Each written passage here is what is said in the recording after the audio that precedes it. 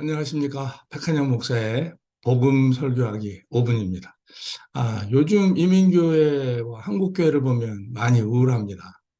교회가 사회에 복음을 제대로 소통하지 못해서 쇠퇴하고, 입으로는 하나님을 찬양하지만 믿음 없는 행동을 하는 모순된 삶을 사는 신자들이 많죠. 하지만 시야를 넓히면 희망이 보입니다. 기독교가 다시 확산될 것이기 때문이죠. 근현대의 강대국들에서 기독교를 억압하는 정치적인, 문화적인, 사회적인 시도들이 엄청 많았어요. 그런데 기독교는 소멸되지 않고 오히려 확산되고 있습니다.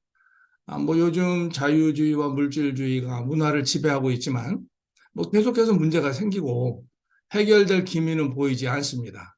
그러나 기독교는 사람들에게 그 어떤 사상이나 종교보다도 세상을 훨씬 바르고 선하고 아름답게 보게 합니다.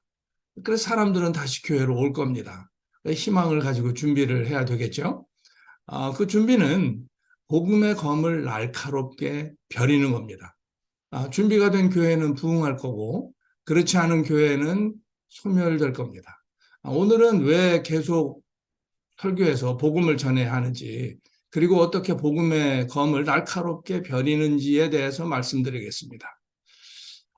복음을 계속 설교해야 하는 이유는 우리가 원수는 돌의 색이지만 은혜는 물의 색이기 때문이죠. 예수 믿는 사람도 복음을 계속 듣지 않으면 은혜를 잃어버리고 자기 공로로 의롭게 됐다고 여기게 됩니다. 우리의 본성은 하나님이 아닌 자기 의죠. 그래서 은혜로 구원받지만 시간이 지나면 자연스레 자신의 공로를 의롭게 된 것으로 변질됩니다. 뭐 자기도 모르게 바리새인이 되는 거죠.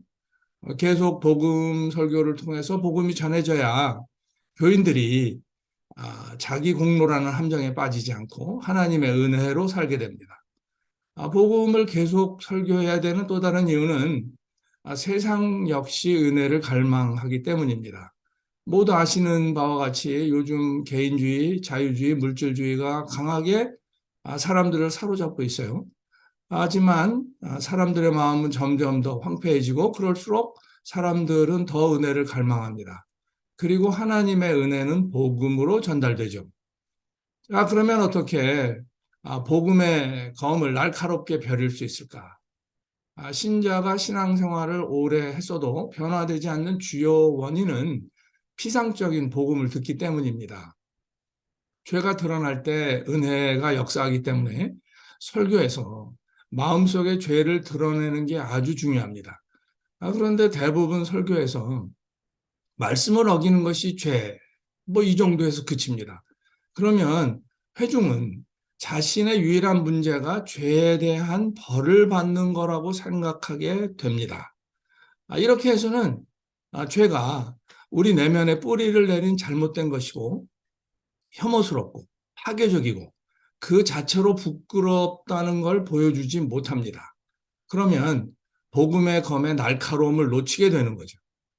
피상적인 복음을 듣는 사람은 자신이 구원됐다고 착각할 겁니다. 하지만 그의 신앙은 그는 신앙으로 포장된 자신의 정신적인 노력에 대한 믿음을 가지고 있을 뿐입니다.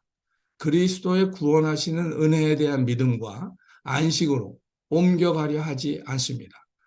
구주이신 예수님을 가슴에 안는 것과 단지 구주가 되도록 그분을 이용하는 것이 다르다는 걸 분간하지 못합니다. 은혜와 공로 사이에 이러한 차이점을 이해하고 자신에 적용할 때 비로소 삶을 변화시키는 능력이 창조됩니다. 전 교인이 설교자에게 집중하는 매우 소중한 시간을 피상적인 복음이나 훈계로 허비하지 말기를 도전합니다. 하나님은 우리를 은혜로 대하시죠. 누구도 은혜를 받지 않고는 초월적인 하나님을 알 수 없습니다. 복음은 은혜로 우리 마음에 숨은 것을 책망하고 회심과 헌신하는 동기를 부여합니다. 그리고 복음 설교는 하나님이 하신 일에 초점을 맞추기 때문에 하나님을 영화롭게 합니다. 복된 하루 되시기 바랍니다.